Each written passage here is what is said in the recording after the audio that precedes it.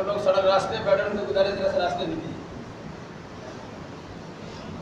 وہاں راستہ دیا جائے کہ سڑک گزر کے جا نہیں سکتے لوگ۔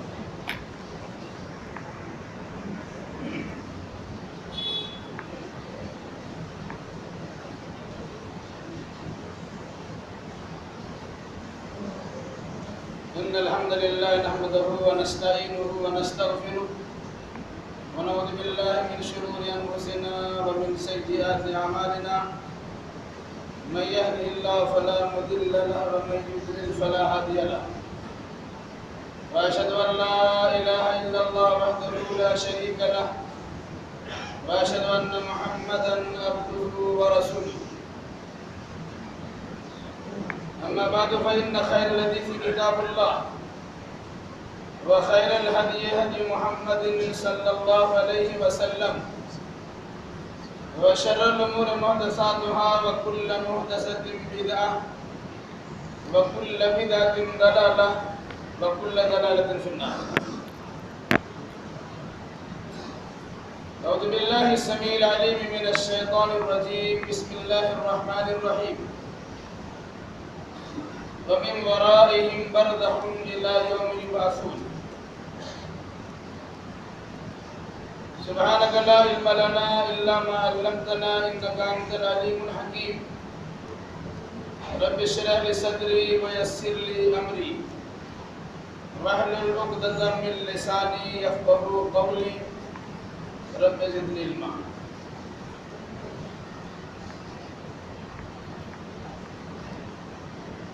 ہر طرح کی تعریف اللہ رب رحمان کے لیے لائق و سزاوار ہے، جس کی بے انتہا رحمتیں پوری دنیا کو سایہ فگن ہے۔ درود و سلام نازل ہو جملہ انبیاء اکرام علیہ السلام پر، خصوصاً احمد مصطفیٰ محمد مصطفیٰ صلی اللہ علیہ وسلم پر۔ اللہم صلی علی محمد وعلی آل محمد کما صلیت علی ابراہیم وعلی آل ابراہیم انکا حمید مجید۔ اللہم بارک علی محمد وعلی آل محمد كما باركت على إبراهيم وعلى آل إبراهيم إنك حميد مجيد۔ بزرگوں، نوجوان ساتھیوں، پردہ نشین اور بہنوں،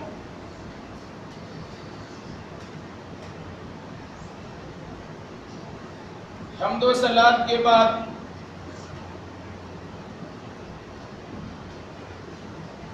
سورہ مومنون کی ایک آیت کریمہ پڑھی گئی ہے۔ انشاءاللہ الرحمن اسی آیت کریمہ کی روشنی میں کچھ باتیں آپ کے سامنے رکھی جائیں گی۔ اللہ ہمیں صحیح کہنے، صحیح سننے، صحیح سمجھنے اور صحیح باتوں پر عمل کرنے کی توفیق مرحمت فرمایا۔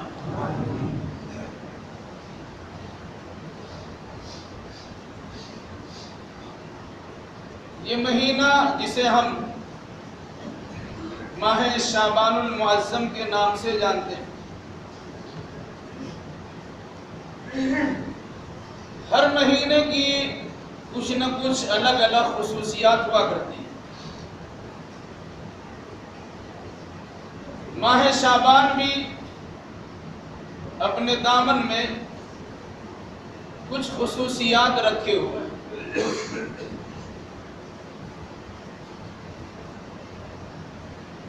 لیکن المیہ یہ ہے کہ جن خصوصیات کا ثبوت کتاب و سنت میں موجود ہو، عام طور سے ایسی خصوصیات کے مطابق عمل پیرا ہونے کی کوشش نہیں ہوتی، اور جن کا سرے سے کوئی وجود ہی نہیں ہے، عموماً لوگوں کا حال یہ ہے کہ ایسی بے سروپا چیزوں پر اتنی سختی کے ساتھ کاربند ہے کہ اس کے سامنے فرض کی اہمیت بھی ہیج نظر آتی ہے۔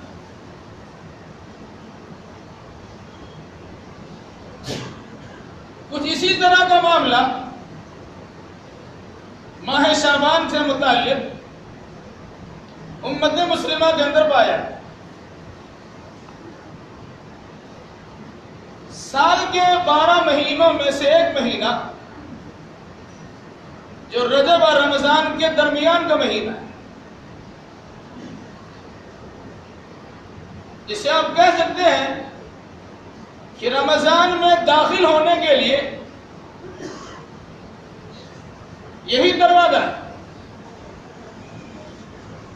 ایسا نہیں ہو سکتا کہ رجب کے فوراً بعد کود کے آپ رمضان میں چلے جائیں۔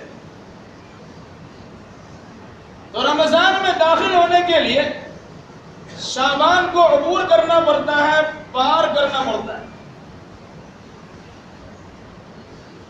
اس شعبان سے متعلق اللہ کے نبی صلی اللہ علیہ وسلم کا طرز عمل، ان کا ذاتی عمل، جس کے کئی وجوہات ہیں اور کئی اسباب۔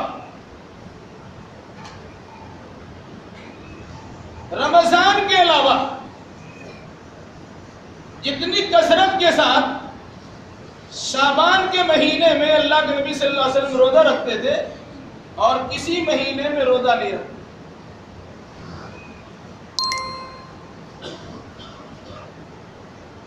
لیکن امت کے سامنے یہ بات لائی گئی کہ امت کے افراد 1 سے 15 تاریخ تک روزہ رکھنا چاہے وہ رکھ سکتے ہیں، لیکن اذا بقی نصف من شعبان فلا تصم، جب شعبان کا آدھا حصہ باقی رہ جائے اب روزہ نہ رکھو۔ اللہ کے نبی صلی اللہ علیہ وسلم نے شعبان کے 15ویں تاریخ کے بعد سے رمضان سے پہلے تک روزہ رکھنے سے منع کیا کہ جیسا نبی روزہ رکھنے سے منع کرتا۔ کبھی کبھی عبادتوں سے روکا بھی آتا ہے، وجہ وہ عبادت جو آپ کے ذمہ لازم و ضروری نہیں ہے۔ اگر ایسی عبادتوں میں منہمک اور مشغول ہو گئے اور آئندہ جو فریضہ پر عائد ہونے والا ہے اس سلسلے میں کسی قسم کی کوتاہی آپ سے واقع ہو گئی تو آپ سے کوشش ہوگی، آپ کو سوال کیا جائے گا کہ آپ نے فرض عبادت میں کٹوتی کیوں۔ اس مناسبت سے ملت پر شفقت کے پیش نظر اللہ کے نبی صلی اللہ علیہ وسلم نے امت سے کہا کہ جب شعبان کا آدھا حصہ بچ جائے تو روزہ نہ رکھے۔ اگر کسی انسان کو سوموار اور جمعرات کو روزہ رکھنے کی عادت ہے تو وہ انسان سوموار اور جمعرات کو روزہ رکھے گا چاہے رمضان سے ایک دن پہلے جمعرات کیوں نہ واقع ہو، جو ایک الگ اختیاری چیز۔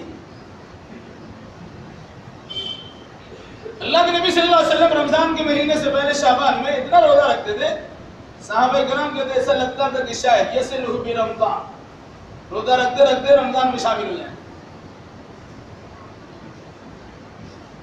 وجہ اس کی ایک وجہ اللہ کے نبی صلی اللہ علیہ وسلم نے یہ فرمائی، جب سوال ہوا آپ سے اتنی کثرت کے ساتھ شعبان کے مہینے میں آپ روزہ کیوں رکھتے ہیں، آپ نے جواب دیا رجب اور رمضان کے درمیان ایک ایسا مہینہ ہے جس سے اکثر و بیشتر لوگ غافل ہیں۔ وَتُرْفَعُ الْآمَالُ فِيهِ إِلَىٰ رَبِّ الْعَالَمِينَ وَأَنَا أُحِبُّ أَن يُرْفَعَ عَمَلِي وَأَنَا صَائِمٌ، اور کما قال نبی صلی اللہ علیہ وسلم، اس مہینے میں یعنی رجب اور رمضان کے درمیان شعبان کے مہینے میں اللہ کے یہاں بندوں کے اعمال پیش ہوتے ہیں، جبکہ بندوں کا حال یہ ہے اس مہینے سے وہ غافل ہے۔ تو آپ نے کہا میں روزہ اس لیے کثرت سے رکھتا ہوں تاکہ میرا نام عمل اللہ کی بارگاہ میں پیش ہو تو روزوں کی گنتی اس میں بھری ہوئی. اس اندازہ لگائیے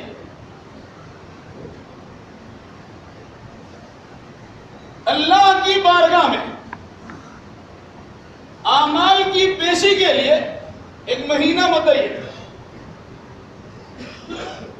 اور مہینہ شعبان کا.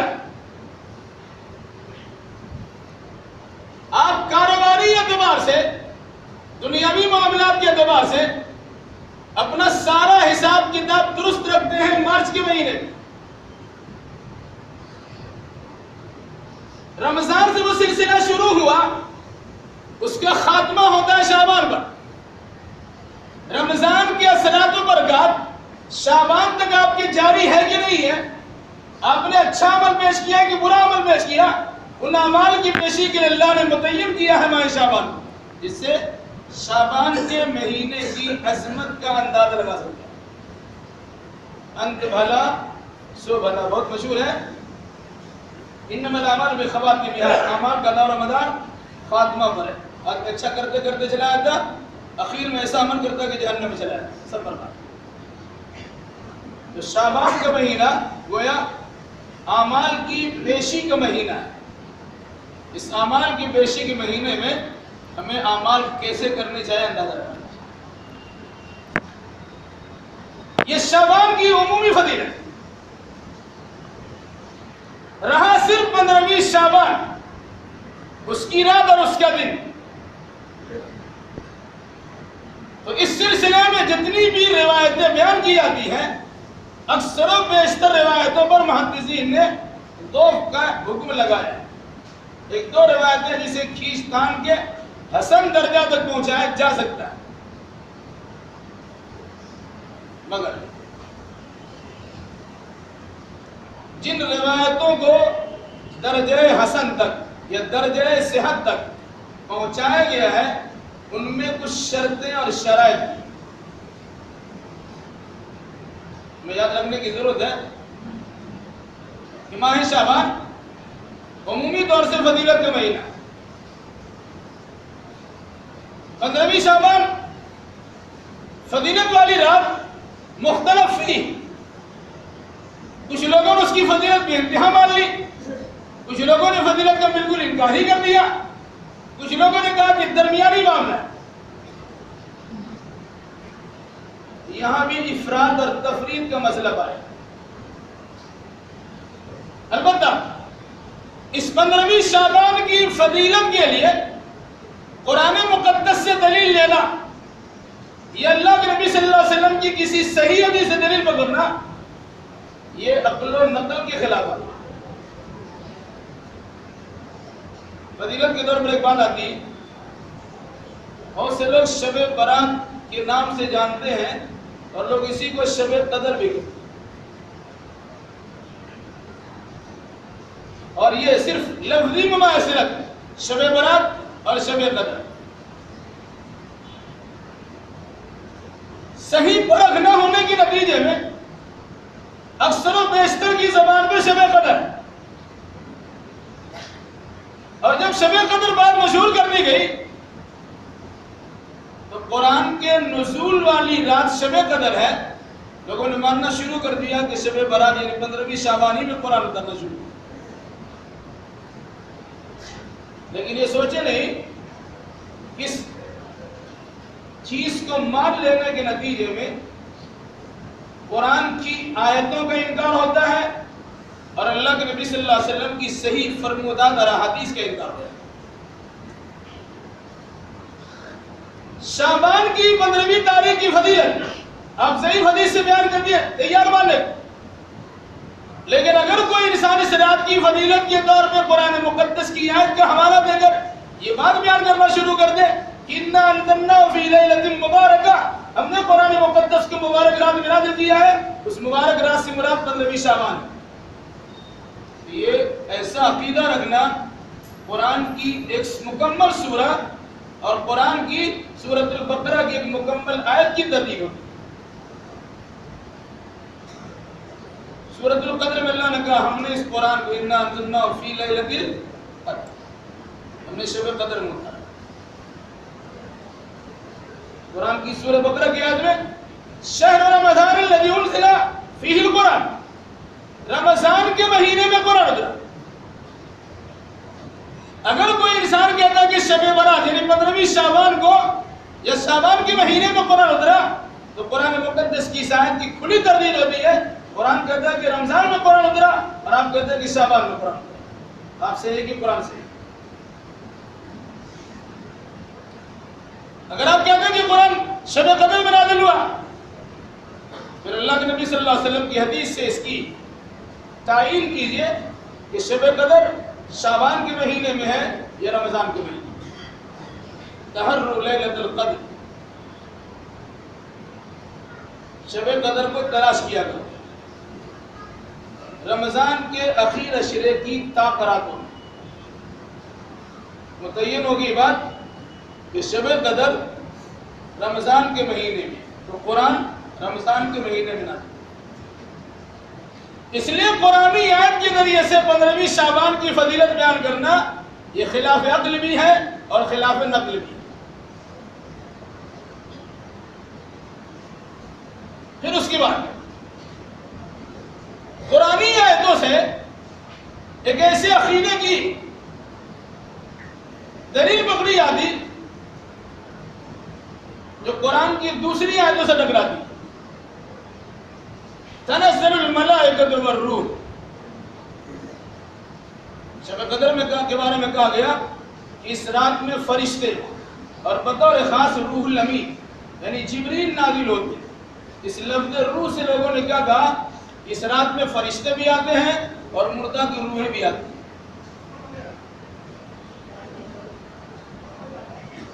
اس طرح قرآن کی آیت سے دلیل پکڑنا قرآن مقدس کی دوسری آیتوں کی تردید، جس میں کہا گیا کہ روح سے مراد روح الامین ہے، وَنَزَلَ بِهِ الرُّوحُ الْأَمِينُ، قرآن کو لے کے نازل ہوئی حضرت جبریل علیہ السلام، انہیں کو روح الامین بھی کہا گیا۔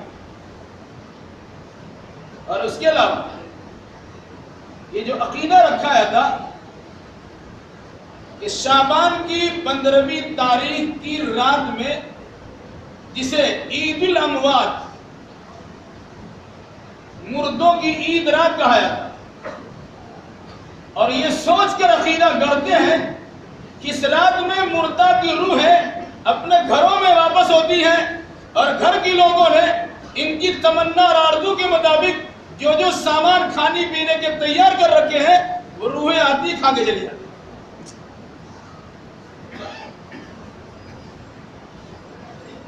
یہ عقیدہ رکھنا قرآن مقدس کی آیت کی صریح خلاف ہے۔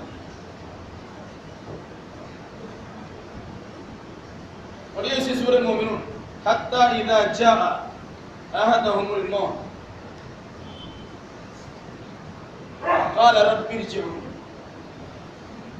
لعلی اعمل صالحا کلا انها کلمۃ هو قائلها ومن ورائهم برزخ الى یوم یبعثون۔ کیا کہا؟ ان میں سے جب کسی کی موت آتی ہے تو مرنے والا انسان اللہ سے کہتا ہے رب ارجعون، اے اللہ مجھے ایک چانس دے دی، دنیا میں مجھے واپس کر دے۔ کیوں؟ لعلی اعمل صالحا، یا لعلی تاکہ میں اچھا عمل کر دیا۔ بندہ اللہ سے کہتا ہے ایک چانس دے، یہ مرنے کے وقت بھی کہے گا، قبر بھی کہتا ہے، حشر بھی کہے گا اور جہنم میں جانے کی بات بھی کہے گا، یعنی بار بار اللہ تبارک و تعالی سے مطالبہ ہوگا ربنا ابصرنا وسمعنا فرجعنا نعمل صالحا انا موقنون، اے اللہ ہم نے سن بھی لیا اور دیکھ بھی لیا، ایک موقع ہمیں دے، دنیا میں بھیج دے، ہم یقین دلاتے اچھا عمل کر دیا۔ تو اللہ کا کہ اگر ہم چاہتے تو دنیا میں تم کو ہدایت دیتے تھے، پھر یہاں لا کے واپس کرنا کیا مانا؟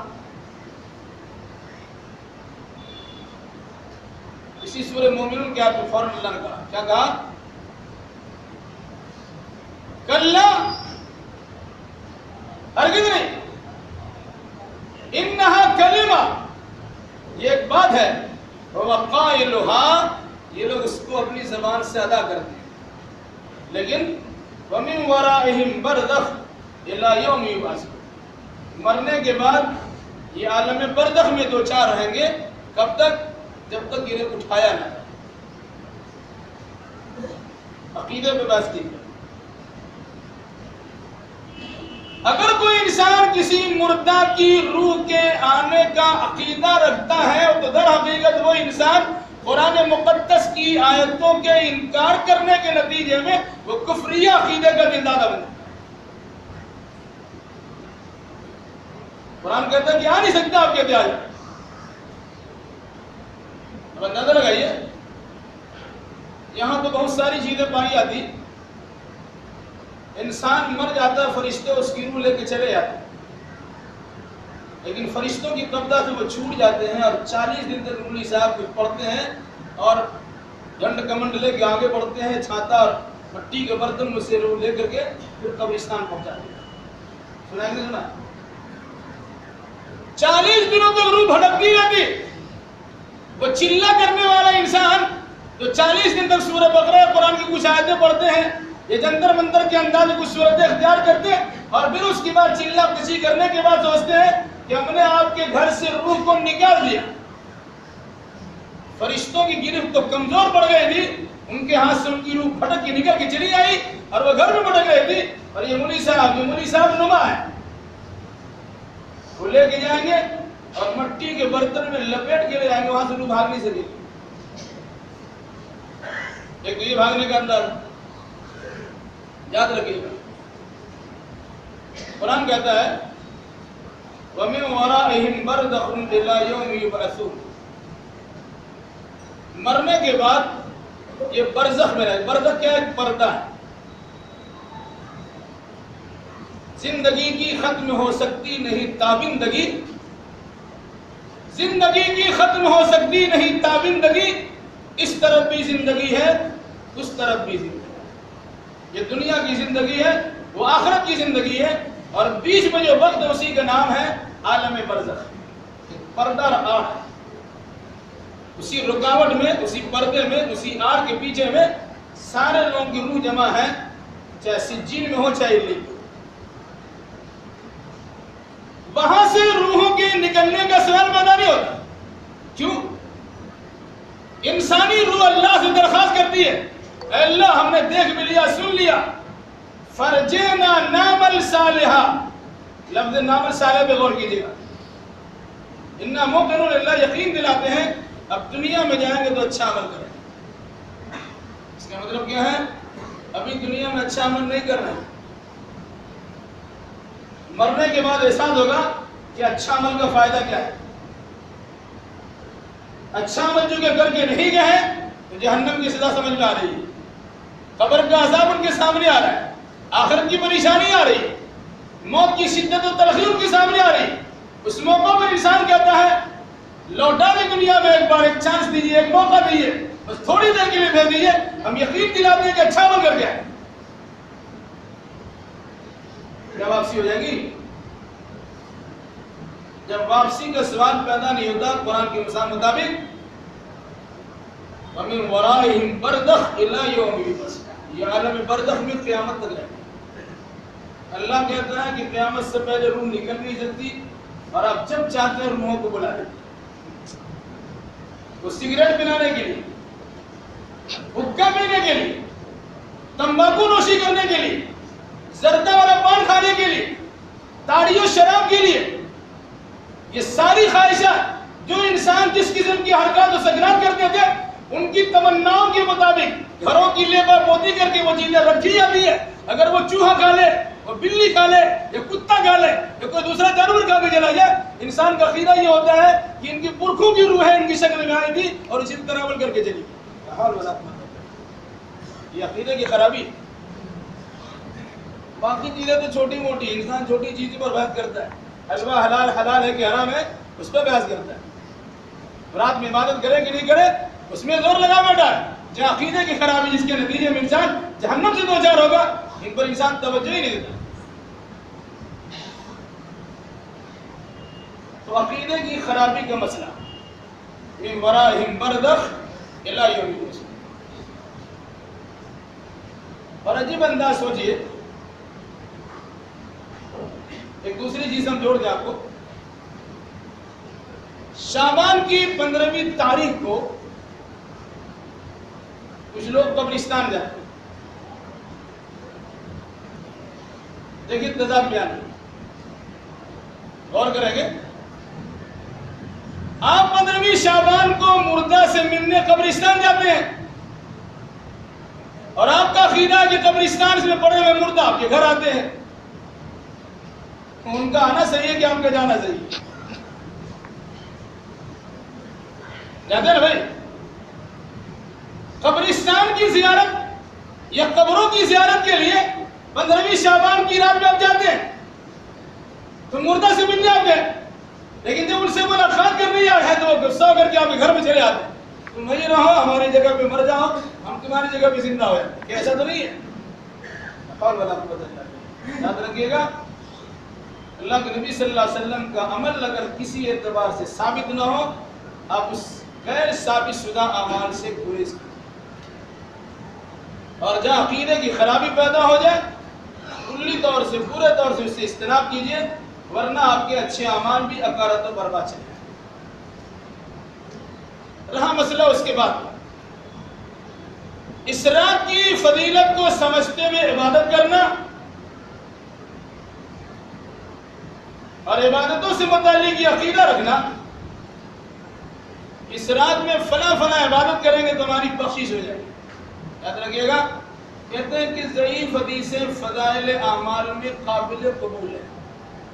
میں آپ سے پوچھتا ہوں کہ کوئی ایسا عمل ہے جس کے پیچھے عقیدہ شامل نہیں ہے؟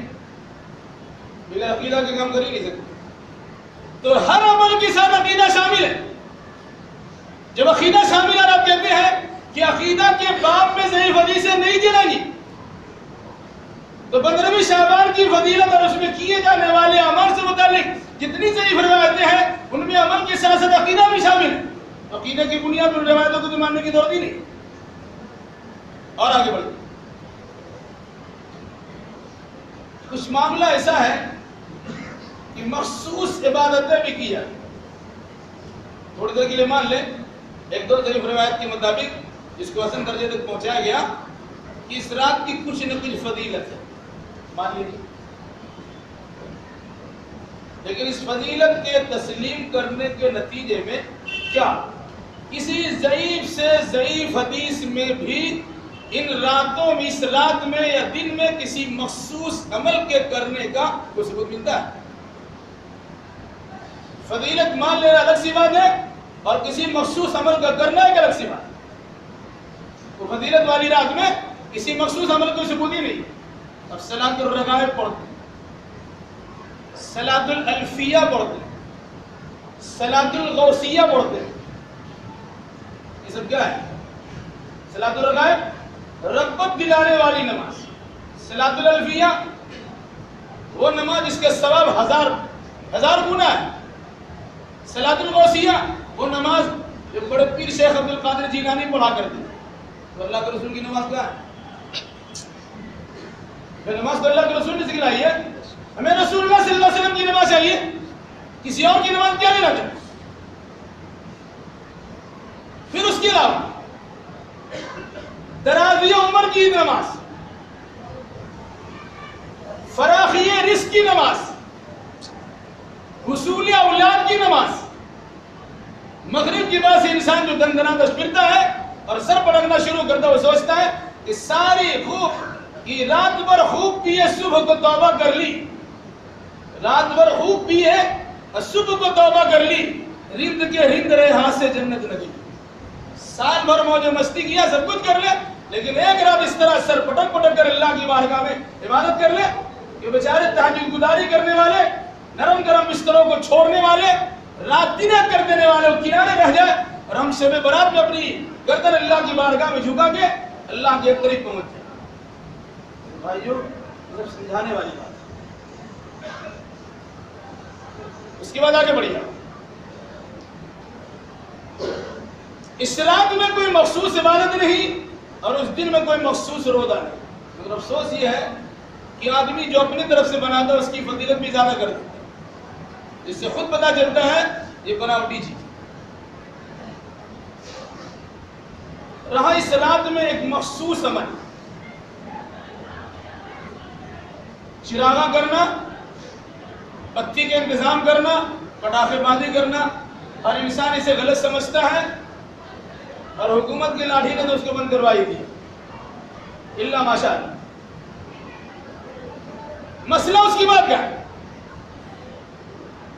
ایک جانب عبادت کرنے کا طریقہ، دوسری جانب رات بھر حلوہ بنانے کی صورت. اور دلیل سوجی حلال ہے کہ حرام؟ حلال ہے. چینی حلال ہے نا، گھی حلال ہے، پانی حلال ہے، یہ سب حلال مل جائے تو حرام کیسے ہو جائے؟ یہ دلیل ہے. مگر میں ایک سجھاؤ آپ کے سامنے رکھتا ہوں. 15ویں شعبان میں خصوصیت کے ساتھ حلوہ سادی اس نیت سے کرنا، اس میں 3 باتیں شامل کی آتی. یاد رکھیے گا، اللہ کے نبی صلی اللہ علیہ وسلم کے دندان مبارک شہید ہوئے، آپ نے حلوہ کھایا ایک بار. امیر حمزہ رضی اللہ عنہ شہید ہوئے، ان کی نیاز دلائی جاتی دوسری بار. اور تیسری بار کہ اویس قرنی نے اپنے سارے دانت توڑ لیے تھے، بیچارہ کھاتے کیا تو انہوں نے حلوہ کھایا تھا. تیسری بات. یہ 3 باتیں حلوہ کے تعلق سے بتلائی جاتی ہیں. بالکل ہی مختصری بات یاد رکھیں.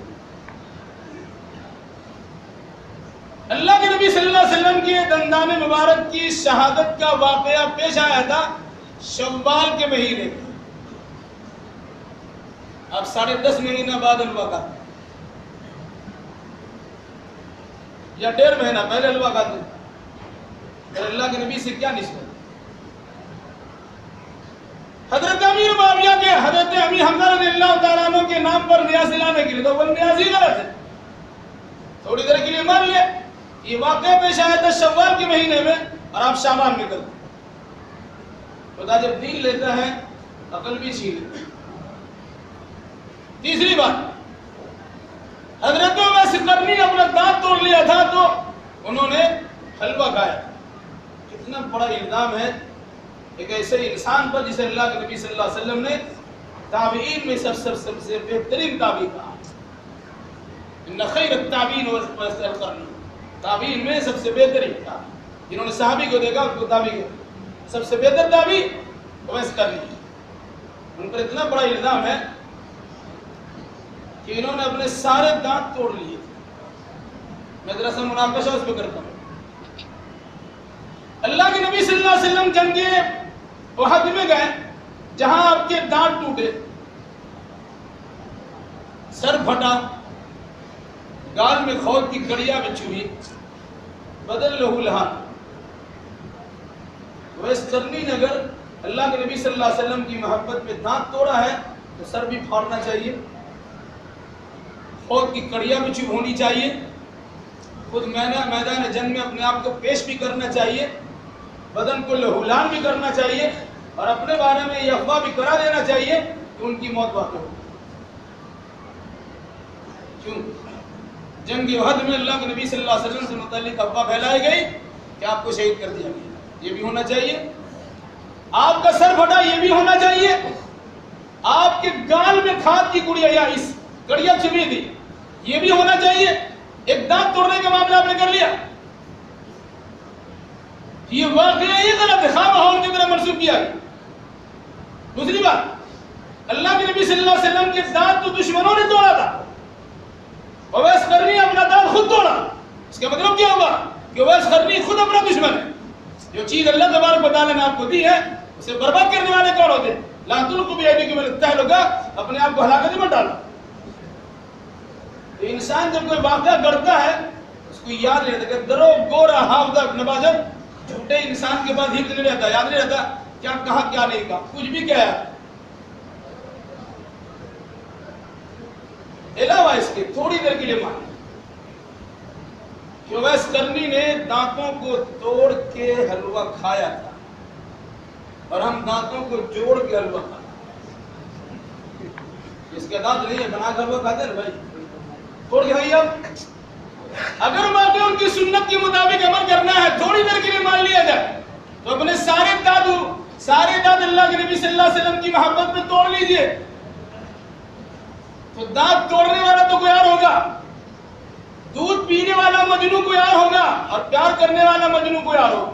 ایک مجنو کہانی تو بہت سنا ہوگا بھائی. صورت حال ہے, اگر اس واقعے کو تسلیم کر لیا جائے تو دانت توڑنے والا محب رسول تو اویس قرنی ہے, اور حلوہ کھانے والے محب رسول آج کے حلوہ خور مسلمان ہیں. اس کے بغیر چارہ ہی نہیں ہوتا. تو ایسا حلوہ بھی ہوتا ہے کہ دانت بھی آپ کے ہی لیتے ہیں, حلوہ بھی کھاتے ہیں دانت بھی توڑتے ہیں. تو پھر مقصد کیا ہوگا میرے بھائیوں؟ یہ سب کھانے پکانے کے دھندے ہیں. لوگ مولوی کو بیوقوف سمجھتے ہیں, مولوی سب کو بیوقوف بناتے ہیں. اس کے علاوہ کچھ نہیں. کھانے کے بعد میٹھا کھانا سنت ہے, وہاں اس کے علاوہ تو چارہ کار نہیں تھا. کھجور پہ زندگی گزرتی تھی, مہینہ اچھی 3 مہینہ چولہا نہیں جلتا. لیکن فتویٰ کیا دیا گیا؟ کھانے کے بعد میٹھا کھانا سنت ہے. اور آپ جیسے بیوقوف انسان مولوی صاحب کہہ رہے صحیح ہوگا, چلو حلوہ. پھر مختلف قسم کی مٹھائی کھلائیں. اس حقیقت کو سمجھیے اور مذاق میں لینے کی ضرورت نہیں ہے. سیریس ہونے کی ضرورت ہے, سنجیدہ مزاج ہونے کی ضرورت ہے, متانت پسند اور متین انسان ہونے کی ضرورت ہے کہ اللہ کے نبی صلی اللہ علیہ وسلم نے اپنی 23 سالہ نبوی زندگی کس کرب بے چینی کے ساتھ گزاری ہے. کسی کل آپ کو سکون اور چین اور آرام نصیب نہیں ہوتا تھا. دین کی خدمت کے لیے اور دعوت دین کے لیے کتنا پریشان رہتے تھے. آج ہمارا سارا معاملہ ہو گیا کھانے پینے کے سلسلے میں. باقی دین پر عمل کرنا وہ کسی خاص لوگوں کا کام ہوگا.